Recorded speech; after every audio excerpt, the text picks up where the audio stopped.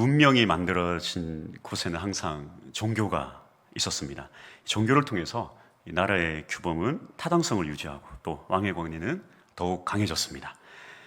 그리고 종교는 질병과 자연재해의 두려움에서 해방시켜 주기도 했습니다. 그리고 재앙이 임했을 때에 우리가 신께 잘못했다, 그렇게 이 재앙의 타당성을 부여하고 온 백성을 또 한마음으로 묶어줄 대안으로는 이 종교가 필수적이었습니다. 이러한 이 종교의 시초이자 모든 종교의 근원은 무엇인가? 바로 이 바알에서 출발하였습니다.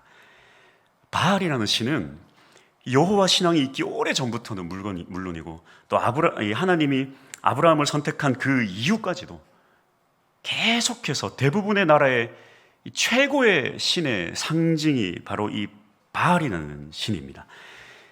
바알에 대한 기록의 이 최초의 문헌은 우가리트 문헌인데요. 이 문헌은 BC 6000년에서 더 길게는 BC 8000년에 기록된 문헌입니다. 하나님께서 아브라함을 부르신 게 BC 2000년입니다. 그러니까 아브라함에서 지금 우리까지 대략 4000년 정도가 지났는데요. 바알은 아브라함보다도 4000년 전에서부터 있었던 그런 신입니다. 그러니까 얼마나 바알이 오래된 신인지 알 수 있습니다. 이 초기에 바알은 남성 신에게 붙은 보통 명사일 뿐 어떤 특정한 신을 지칭하는 것은 아니었고 그저 민속 신앙에 가까웠습니다.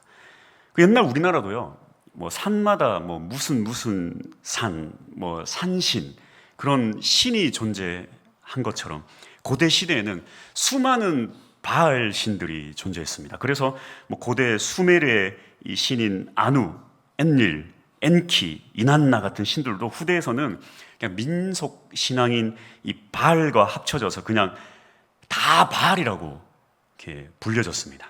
그러니까 얼마나 사람들의 마음속에 이 깊이 뿌리속까지 이 바알이 있는지 모릅니다. 히브리 민족은 어떨까요? 사실 이 히브리 민족은 여호와 하나님과 바알을 잘 구분하지 못했습니다.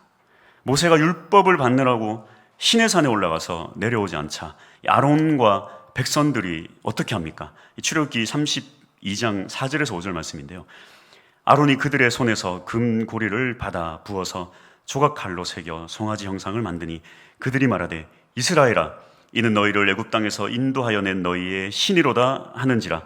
아론이 보고 그 앞에 제단을 쌓고 이에 아론이 공포하여 이르되 내일은 여호와의 절일이니라 하니. 바알을 대표하는 뭐 우상의 형상들이 많이 있지만 이 소의 형상이 가장 대표적입니다. 아니 어떻게 이스라엘 민족이 말이죠, 또 최초의 제사장이 말이죠, 어떻게 이럴 수가 있을까? 어떻게 소를 형상을 만들고 그것을 여호와 하나님이라고 부를 수 있을까요? 그렇게 생각할 수 있지만 사실 이 시대의 백성들은요, 여호와 하나님이 누구인지, 그러니까 바알이 무엇인지 구분하지 못했습니다. 구분하지 못했어요. 그러니 그들을 이끌던 이 모세가 사라지고 또 종교심이 올라오니까 이 애굽에서 항상 봐왔던 황소에게 절하며 풍요를 비는 행위를 동일하게 행한 것입니다. 이 종교심이 무엇일까요? 종교심. 바울은 그리스 철학과 신화가 발달한 아테네 사람들을 이렇게 평가했습니다. 사도행전 17장 22절. 바울이 아레오바고 가운데 서서 말하되 아덴 사람들아, 너희를 보니 범사에 종교심이 많도다. 종교심, 헬라어로요, 데이시다이몬, 아주 강한 이 종교적인 성향, 뭐 이런 걸 뜻합니다. 그러니까 이 그리스 신화를 믿는 아테네 사람들처럼 아주 수많은 신들을 섬기는 거예요. 수많은 신들을 섬기고 또 귀신을 믿고 또 샤머니즘 맹신하고 뭐 이런 것들을 이 종교심이라고 할 수 있습니다. 일본에 가보셨죠? 일본에 가면요, 모든 게 다 신이에요. 하여튼 신이 수만 가지가 있습니다. 그래서 세계에서 이 종교심이 가장 강한 나라는 일본입니다. 구약의 이스라엘 백성은요, 하나님을 믿었지만 그들에게 이 종교심이 발동할 때마다 동시에 바알 신도 함께 섬겼습니다. 저는 참 이 바알이 궁금했어요. 도대체 바알은 무엇인가? 도대체 바알은 무엇인가? 도대체 바알이 무엇이길래 이렇게 사람들이 바알을 놓치지 못하는가? 왜냐하면 이 바알이라는 신은요, 인간이 이 종교를 가지는 이유에 대한 해답을 제공해 줍니다. 그러니까 바알 신의 특징은 무엇인가? 모든 사람들이 원하는 이 염원, 그러니까 풍요를 누리고 복을 받고 잘 살고 싶은 어떤 인간의 염원을 이 바알 신은 가득 담고 있습니다. 그러니까 한마디로 이 인간의 종교심, 즉 이 초월한 존재를 섬기려는 마음이 있는 곳에 이 바알이 있는 것입니다. 아무리 대단하고 위대한 사람조차도요, 두려움과 위기가 닥치면 의지할 무언가가 필요하다는 거예요. 더 나아가 하나님을 믿는 사람들도 어떻습니까? 엄청난 두려움과 위기 앞에 서면요, 의지할 무언가를 찾게 되더라는 것입니다. 그러니까 하나님을 믿는 사람조차도요, 지금 당장 도움을 주지 못하는 하나님이 아니라 당장 좀 이 위기를 극복할 수 있는, 이 불안한 마음을 좀 해소할 수 있는 평안을 주는 종교심이 필요하더라는 것입니다. 여기에 대한 해답이 무엇인가? 바로 바알이라는 신입니다. 그래서 저는 이러한 종교심을 이렇게 부르고 싶습니다. 바알 컴플렉스. 바로 바알에 사로잡힌 사람들입니다. 고대시대 이 바알은요, 집안의 어떤 대표적인 형상, 의지할 만한 형상이 있으면 그것을 그냥 바알이라고 불러도 됐습니다. 그냥 뭐가 좀 있으면 집안에 큰 기둥이 있다, 돌이 있다, 그걸 다 바알이라고 불렀어요. 저것이 우리 가정을 지켜준다 그랬어요. 또 사람 보고 또 바알이라고 불렀습니다. 인디언의 이 토템 같은 겁니다. 내 마음에 평안을 주는 의지하는 어떤 형상이나 사물, 다 바알이 될 수가 있었습니다. 우리나라에 언제부턴가 좀 유행하는, 지금은 좀 식었는지 모르겠다면 지금도 여전히 유행하는 유행어가 있죠. 그게 뭡니까? 뭐뭐신, 갓 좀 들어보셨습니까? 동엽신 하면 뭡니까? 신동엽, 신이다. 어떤 멘트를 날리는데 아주 신이다. 재석신, 갓치킨, 우리 치킨 앞에 무릎을 꿇자, 이런 얘기 합니다. 이게 뭐냐면 이게 다 이 바알의 유산들이에요. 치킨 하나님, 치킨 하나님.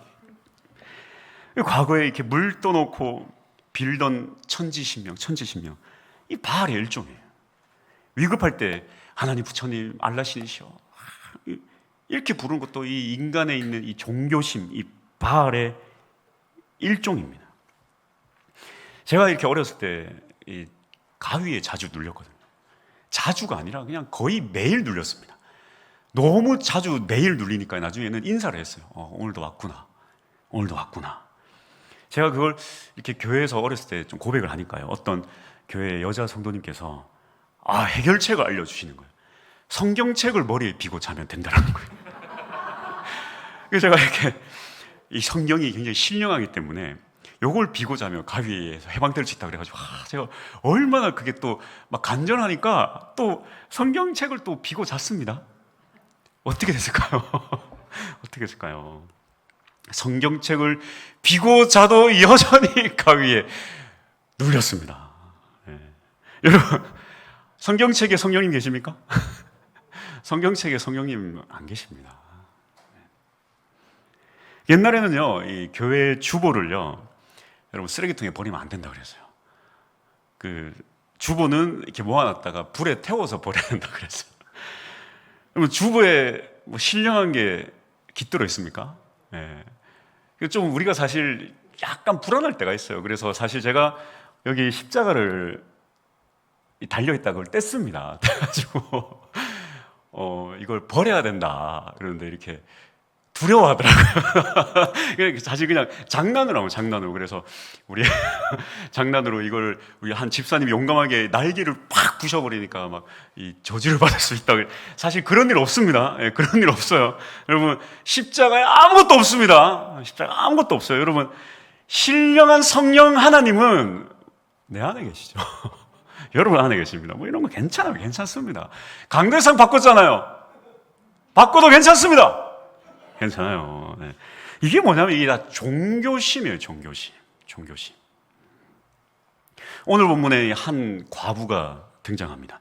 얼마나 가뭄이 극심했는지 이 과부는 이 하나 있는 아들이랑 딱 밥 한 끼 먹고 그거 먹고 죽으려고 했어요. 밥이 없어가지고. 그런데 엘리야 선지자가 와서는 밥을 달래요. 그래서 이 한 끼 아들이랑 먹고 죽으려고 한다 그러니까 아니 그거 나를 주고 이후에 먹으십시오. 아니 이후에 먹을 게 없다고 했는데도 그래도 믿음으로 이 선지자를 먼저 챙겨줬더니 어떻게 됩니까? 오늘 본문 말씀 16절입니다. 여호와께서 엘리야를 통하여 하신 말씀같이 통의 가루가 떨어지지 아니하고 병의 기름이 없어지지 아니하니라. 기적이 일어났습니다. 해피엔딩으로 끝날 수 있잖아요. 그런데 이 이후에 이해할 수 없는 일이 일어납니다. 이 과부의 아들이 느닷없이 죽어버린 거예요. 무슨 일일까요? 우리의 신앙생활에도 믿음 생활에도 참 이럴 때가 있습니다. 하필 참 오늘 은혜 받고 나면 부부싸움을 하고요. 하여튼 맘먹고 새벽 기도 참석하고 나면 뭐 안 좋은 일이 일어납니다. 이런 일들이 있어요. 그래서 내가 교회를 나가지 말아야 되나? 새벽 기도를 나가지 말아야 되나? 이럴 때가 있어요. 이럴 때 이런 불평이 나오게 됩니다. 18절 여인이 엘리야에게 이르되 하나님의 사람이여 당신이 나와 더불어 무슨 상관이 있기로 내 죄를 생각나게 하고 또 내 아들을 죽게 하려고 내게 오셨나이까? 하나님, 제가 뭘 잘못했습니까? 이제 좀 열심히 하려고 하는데, 이제 좀 믿으려고 하는데 왜 제게 이런 시련을 주십니까? 내게 고통을 주시려고 나를 찾아오셨습니까? 참 어려운 상황입니다. 참 어려워요, 상황이. 목회자에게 있어서 가장 큰 두려움은 뭘까요? 신방을 했는데 신방하고 나니까 뭐 안 좋은 일이 생겼다는 거예요. 굉장히 두렵습니다. 두려워요. 그리고 또 어떤 일이 있어요. 목사가 기도를 해줬더니 우환이 생겼다는 거예요. 환장을 노릇이에요. 그래서 제가 이렇게 서울에서 한 번은 한 가정에 이렇게 신방을 가서요. 이렇게 자녀의 머리에 손을 올리고 기도를 했습니다. 기도를 이렇게 크게 안 했습니다. 이렇게 잔잔하게 했는데 저거 영성이 없다는 거예요.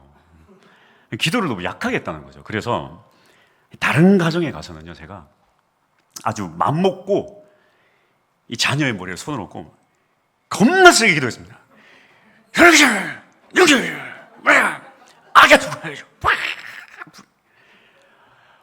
교회를 안 나온다는 거예요. 기도를 너무 세게 해가지고 애가 놀랬다는 겁니다. 야, 내가 그래가지고 무슨 애한테 그렇게 세게 기도하고 어떡하나. 야, 내가 그래가지고 일단 지금은 기도할 때 마스크를 쓰고 기도합니다. 마스크를 쓰고 얼굴을 돌리고 제가 기도하고. 내가 다 이유가 있어요. 그리고 여러분 미리 말을 해주십시오. 어느 세기로 기도를 해달라. 뭐 3단계 중에 우리는 2단계 정도로 하면 됩니다. 우리는 1단계 아니면 한 8단계 주십시오. 미리 얘기해 주면 제가 다 맞춰서 합니다. 제가 다 맞춰서 할 수 있어요, 제가. 미리 얘기해 주세요. 이 사르밧 과부도 어떻습니까? 선지자 와가지고 잘 섬겼어요. 믿음이 있지 않습니까? 믿음대로 잘 살았는데 불행한 일이 덮치니까 이 종교심이 올라오는 거예요. 즉, 이 바알 컴플렉스가 튀어나와 버리는 것입니다. 하나님, 왜 이런 불행을 제게 주시는 것입니까? 제가 과거에 죄를 지은 거 이제 와서 벌 주시는 것입니까? 왜 그걸 생각나게 합니까? 이런 불행에 대해 미신적으로 적용을 하고 있는 거예요. 그럼 참 이 엘리야의 사역을 보면 이 18장에서 이 17장, 19장 이 세 장밖에 없어요. 엘리야가 사실 이 큰 사역이요. 그 중에 18장은 지금 이 바알과 아세라 선지자 이 850명하고 싸우는 정말 중대한 사건이 있고요. 이 내용이 그리 길지가 않은데 지금 이 17장 한 장을 지금 이 내용에 할애를 하고 있어요. 이 사르밧 과부에서 할애하고 있어요. 제가 참 이 내용을 보면서요. 도대체 이 중요한 때에 이렇게 길게 왜 이 17장을 할애하고 있을까? 제가 궁금했어요. 이 도대체 메시지가 뭘까? 제가 알 수가 없더라고요. 제가 아무리 읽어보고 뭐 주석을 찾아봐도 모르겠어요. 왜 갑자기 사르밧 과부한테 가가지고 뭐 쌀이 떨어지지 않고 기름이 뭐 떨어지지 않고 그러다가 왜 아들이 죽고 왜 이러는가. 예, 주석을 봐도 잘 모르겠더라고요. 이걸 명확하게 해석을 해주는 데를 찾지를 못했습니다. 참 옛날에는요, 이 성경을 원어로 보기가 어려웠어요.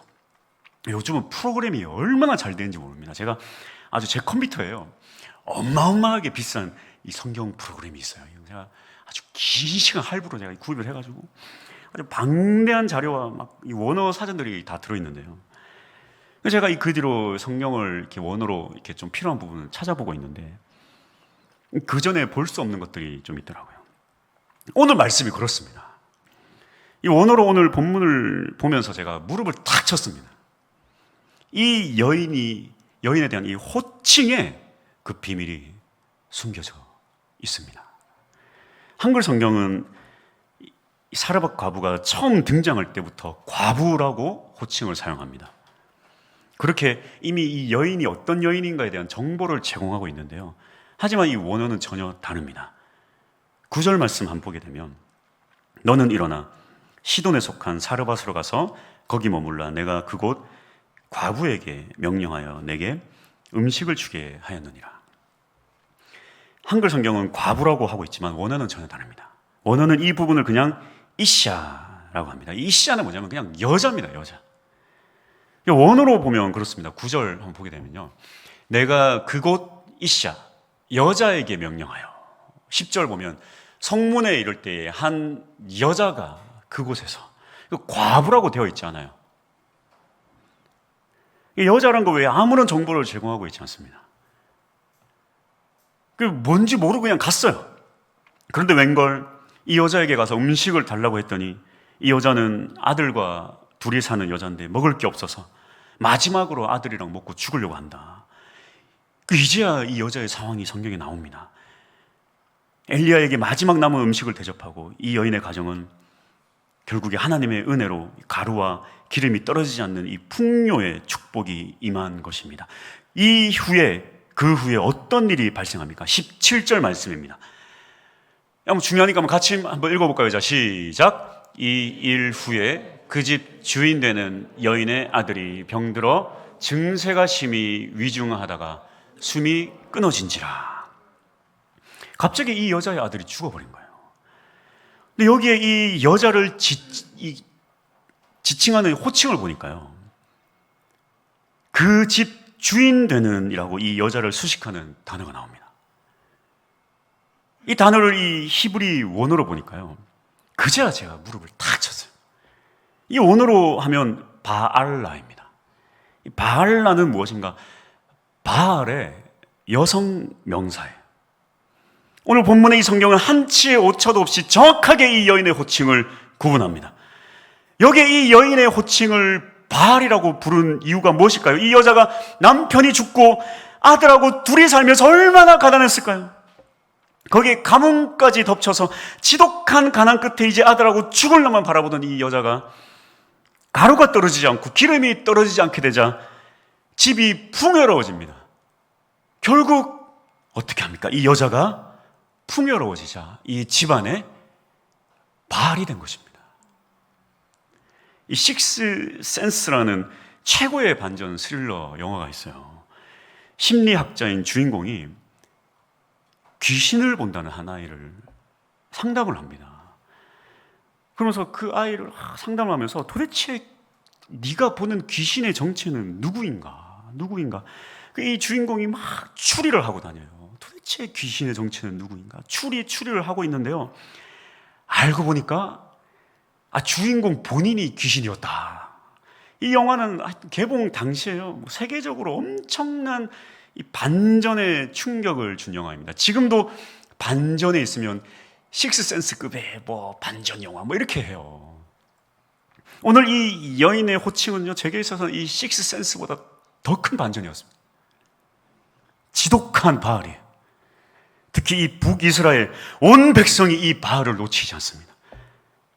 더 난리가 났습니다. 이 시돈 땅에, 시돈이란 나라의 왕 이 엣바알의 딸 이세벨이 북이스라엘 이 아합 왕과 결혼을 하는데요, 그냥 온 것이 아니라 아주 결혼 예물로 이 바알 신과 아세라 신들, 우상들, 선지자들 잔뜩 데리고 왔습니다. 아주 북이스라엘 온 나라가 아주 바알 천지가 되어버렸어요. 게다가 하나님의 선지자들은 보이는 대로, 닥치는 대로 다 죽여버립니다.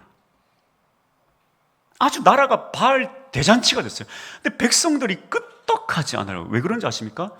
북이스라엘 나라가 풍요로우니까요. 너무나도 풍요로웠습니다.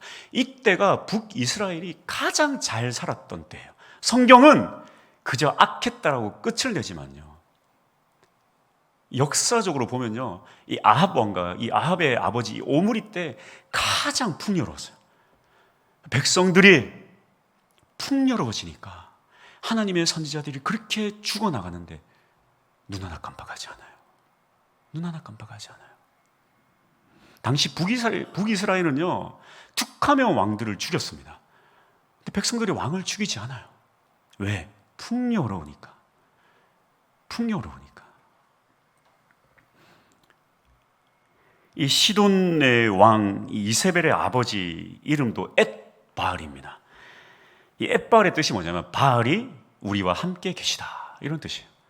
임마누엘이 뭡니까? 하나님이 우리와 함께 계시다. 이게 엣바알 하면요, 임마누엘의 바알 버전이에요. 이게 바로 시돈 땅입니다. 다 시돈 땅에서 가지고 왔어요. 이세벨도 시돈에서 왔고, 바알 신도 다 시돈에서 왔고, 선지자들도 다 시돈에서 왔습니다. 전부 시돈에서 북이스라엘 왔어요. 그런데 이 바알과 전쟁을 선포한 엘리야 선지자를 하나님은 오히려 시돈 땅에 보냅니다. 그 바알의 본거지인 이 시돈 땅으로 보내서 그 여인의 집에 거하게 한 것입니다. 그래서 이 죽어가는 여인과 아들을 살려내는 거예요. 여호와 하나님의 신앙이 들어갔어요. 그런데 이 바알의 본거지 시돈에서 하나님을 믿는 이 여인이 결국에 자기 스스로가 바알이 되어 버린 것입니다. 이 집안에 바알이 되었더라. 그러니까 엘리야가 앞으로 있을 이 850명의 바알과 아세라의 선지자와 싸워서 이기기 위해 반드시 오늘 본문을 하나님 짚고 넘어가야만 했습니다. 도대체 네가 싸우고자 하는 그 바알이라는 게 뭔지를 네가 한번 확인해봐라. 이 바알은요, 우리의 삶 가운데서요, 조금만 풍요로우면, 조금만 문제가 생기면 즉시 언제든지 찾아와 내 삶을 송두리째 흔드는 우상이 바로 바알입니다. 저와 여러분의 가장 약한 콤플렉스를 아주 파고들어서 하나님보다 더 의지하게 만드는 이 우리의 가장 약한 콤플렉스가 바로 바알입니다. 그녀가 의지하는 것 이건 하나밖에 없어요. 그냥 풍족한 가정에서 아들과 함께 편하게 사는 거예요. 그게 꿈이다 보니까 하나님보다 그게 더 중요하게 되었어요. 하나님보다 풍요로움이 더 중요하고 하나님보다 아들이 더 중요하게 된 것입니다. 이제 그 아들이 죽고 나서야 엘리야의 기도를 통해 그녀가 가장 싫어하는 단어를 고백하게 됩니다. 오늘 20절 말씀 한번 다 같이 한번 읽어볼게요. 자, 20절 말씀. 자, 시작.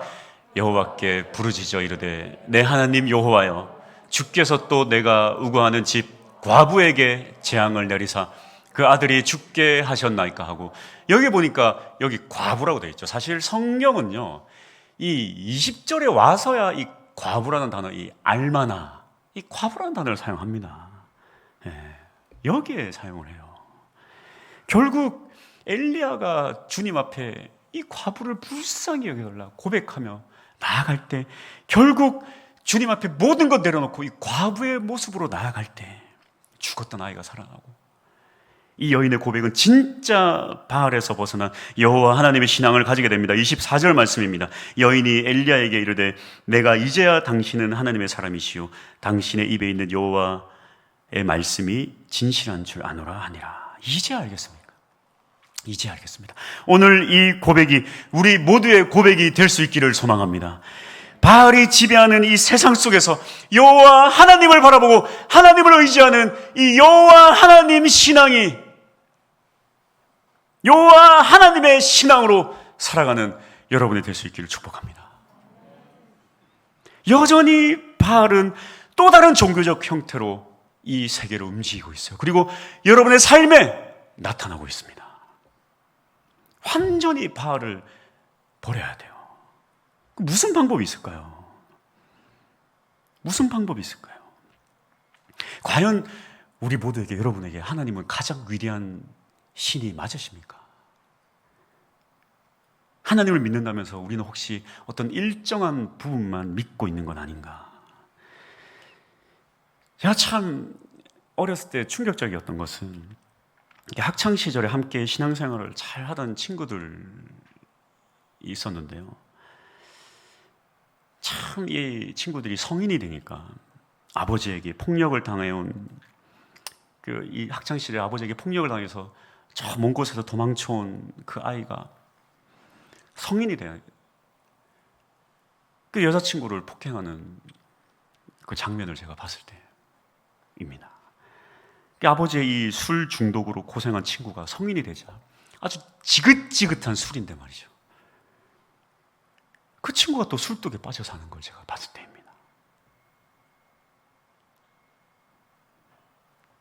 제 친구들 참 그랬어요. 3살 때 엄마가 도망쳐서 집을 나가고 중학교 2학년 때 가출을 했더니 가출한 그날 또 아버지가 돌아가셨어요. 그 친구는 신앙생활을 잘 하다가도 하여튼 툭 하면 방랑병에 걸려서 또 방황하면서 돌아다니고 문제 일으키고 그런 거. 이 신앙생활 유지가 안 돼요. 다 친구들이 신앙생활 열심히 했습니다. 열심히 했어요. 근데 무너지고 또 무너지고 아주 중요한 때에 발목을 잡는 거예요. 참 저를 포함해서 많은 사람들이 어떻습니까? 이 분노와 증오와 트라우마, 가장 버리고 싶은 이런 가족력, 성격과 태도, 성장 배경, 충격들 버리고 싶지만 이미 자신의 삶을 이렇게 만든 아주 고약한 습관들 고스란히 품에 안고 살아가고 있다는 것입니다. 조금 믿음 생활 했다가 또 무너지고 쓰러지고 자빠지고, 조금만 어떤 상황이 임하고 무슨 분노에 휩싸이고 하면은 막 멘탈 나가고 하면 막 어느 순간 이런 것들이 내 안에서 튀어나와가지고 아주 나를 붙잡고 주인의 행세를 하고 있다는 거예요. 분노에 휩싸여서 어찌할 자를 못하는 거죠.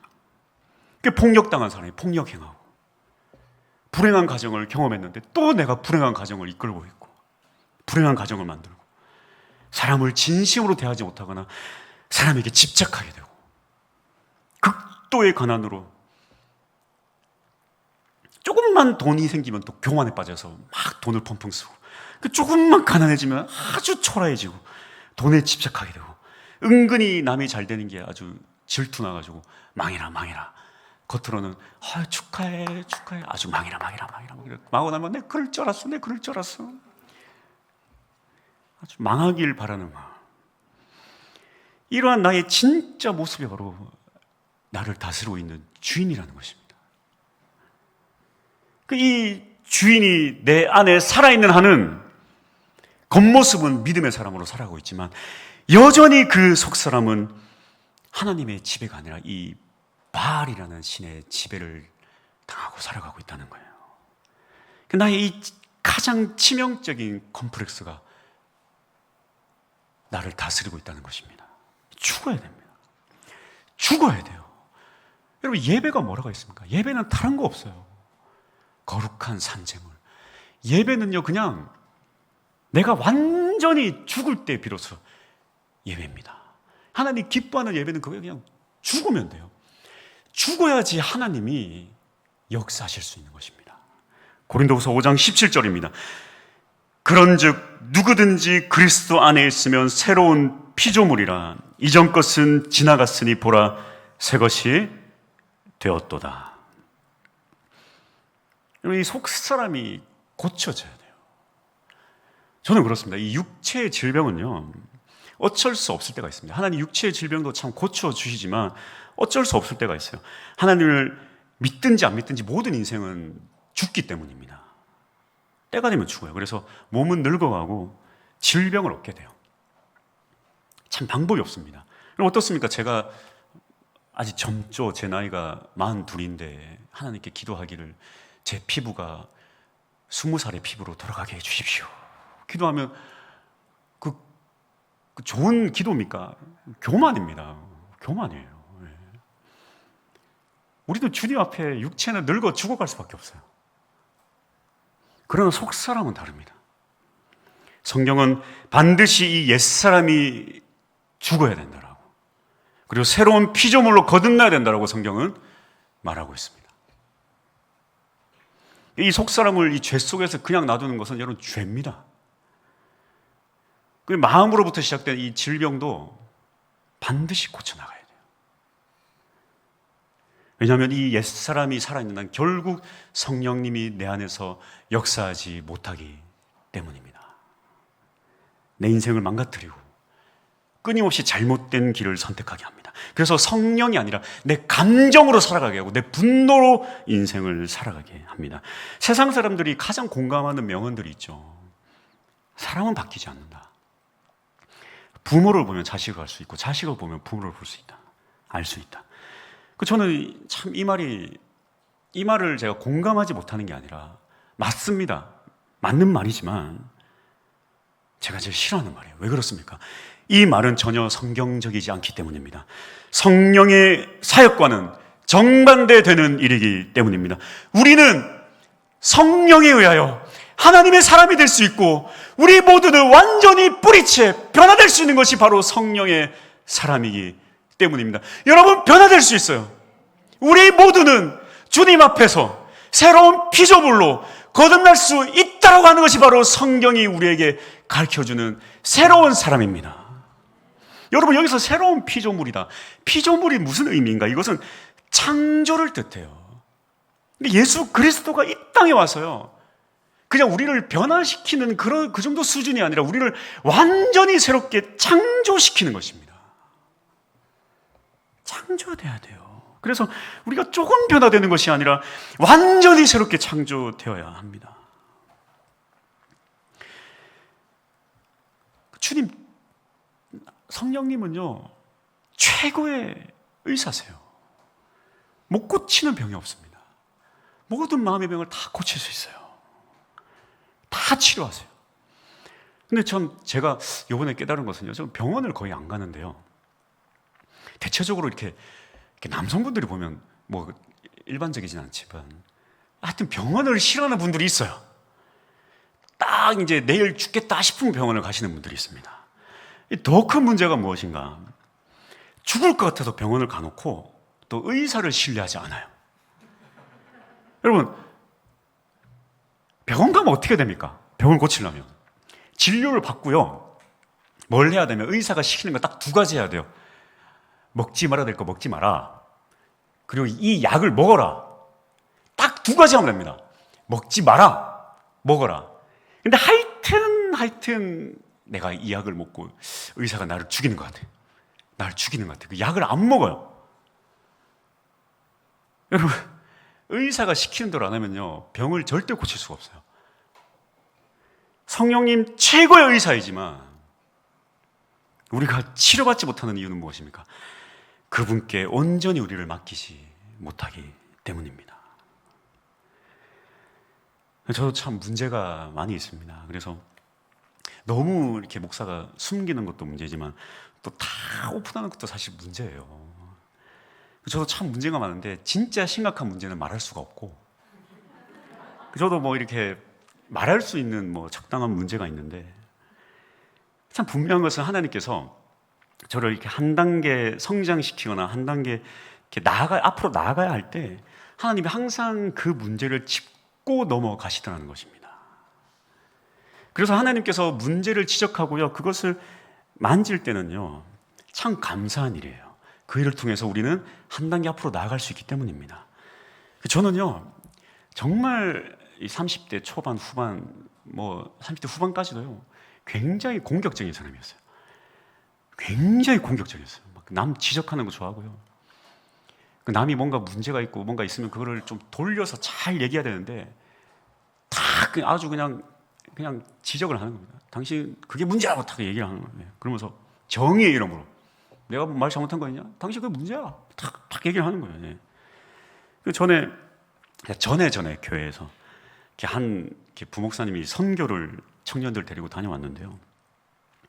아예 한 청년이 저한테 찾아와가지고 그 목사님이 100만 원을 횡령을 했다는 거예요.